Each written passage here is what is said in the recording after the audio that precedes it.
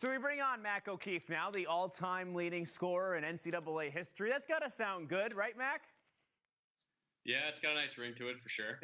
Well, congratulations once again on breaking that record, of course. And you guys coming off, of course, a big win over the weekend. I guess for this year, I mean, you came back. What made you decide to come back for another season this year?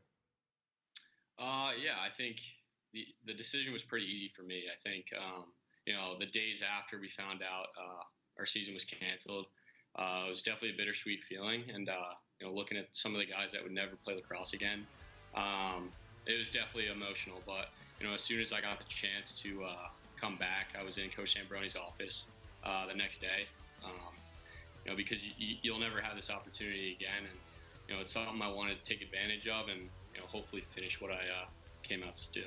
Have you felt that as you've sort of gone along this season, sort of maybe a sense of urgency or like this is it kind of a feeling? Yeah, especially in these last few weeks of the season here. It's just been a crazy ride, and I've just been super appreciative all year of having this extra opportunity alongside some fifth and sixth year guys who decided to take this extra year as well. So we're really appreciative, and hopefully we can finish this thing out strong. Was the goals record at all in the back of your mind when thinking about coming back? No, that really was not part of the equation for me. I think it was just more, have another year to play lacrosse with my teammates, guys who I've built, some extremely strong relationships with, and hopefully lead them in the right direction. But, that really wasn't part of the equation when I was making my decision, but, it's pretty cool that it happened along the way. Yeah, it is cool. I mean, it's in this era and what we've seen from all these great players, and obviously you're one of the top of the list for sure. And I think it's important for a lot of kids that, who were out there playing and practicing to sort of learn from a guy like you, and that you can do it in a lot of different ways, and you do things outside of just shooting. But I do want to ask you about that because I want to know sort of how did you make your accuracy and everything so repeatable when it came to your shot? How have you been able to sort of get that repetition where it looks similar? You have the same kind of feel. You're able to find the right spots to shoot at. How have you been able to work on that over the years? Yeah, I mean, I think it just comes down to repetition over the years. When I was growing up, I was never really told to shoot underhand. It was always shoot overhand and all the fundamental stuff. But the second practice was over, I was always doing my own thing. So I think just the amount of time I've spent trying to, hone my craft in that aspect, it's contributed to a lot of success I've had on the field. Is there anyone that you modeled after or watched growing up that you thought maybe you could look like or even compete with, I guess, along the road? Yeah, I mean, there's always been guys I've looked up to growing up. I think Ryan Brown was one guy that I really, really admired when I was in high school. I just loved the way he had, different release points all over the field, and he can do it with both hands. I can't really do that, but he was definitely one player that I always loved watching. Is it kind of surreal to you that you've scored more than some of those guys, all of those guys, I guess, in the course of your career? Yeah, it's definitely pretty crazy to think about. I don't think anything's really set in. I think it will after it's all said and done. But, yeah, it is crazy to think about. And, of course, that you've been recognized in a myriad of ways over the years. And also you've been drafted now in 2 different leagues, in the NLL and now the PLL just last night. What's that mean to you, to hear your name called and to sort of get that honor and have an opportunity to play at the next level? Yeah, it's really special. It's honestly something I've always wanted to do ever since I was a little kid.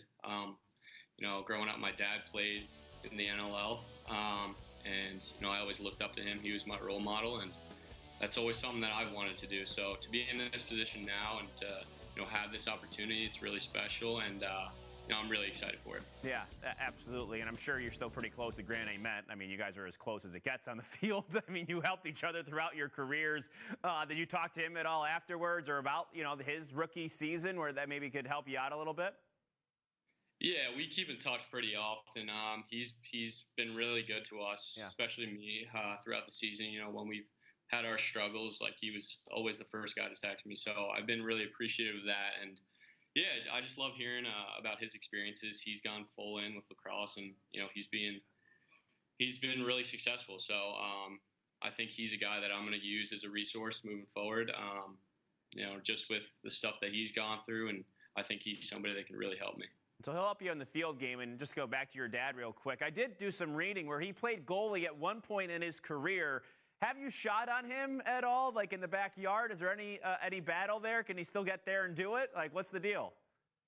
No, I don't think he ever wanted to strap up again. I'm sure he's had some bad games where he soaked some bad shots, but yeah, no, he never suited up in the backyard.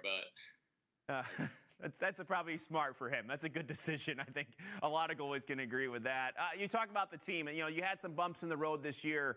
I guess, looking out, there's not much time left. I mean, it's sort of the nature of the beast here. We're living in the world of the pandemic, and you guys just played in the Big Ten. That's sort of a different vibe in itself. What message do you want to send, going forward now? Yeah, I mean, to be honest, we have nothing to lose right now. We got our backs against the wall. We have everything to play for here. We've played against Hopkins a few times now. We know how talented they are all over the field. So, we're going to have to bring our best effort. But it's going to come down to, between the 30s, winning the ground balls and all that stuff, the effort plays that'll push us over the line. And, I think, we're digging in practice all week. So, I'm pretty optimistic that we can come out with a W here, and I'm really excited for it. I know it was a couple of years ago now, but do some of the experiences in the NCAA tournament, the run you guys made 2 years ago, does that help in sort of the back of your mind, knowing you've got these sort of pressure situations under your belt?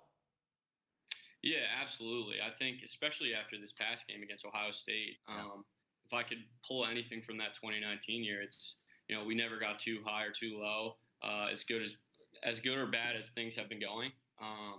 And I think, this past Saturday, we were able to do that and stay composed throughout the entire game. And, Dylan Folds, a veteran guy, he took ownership and really carried us through that game. So yeah, you're seeing some guys step up, and that's sort of the cool part about this time of year. And you see some of those veterans like yourself and Dylan, and he got it done, of course, last game as well.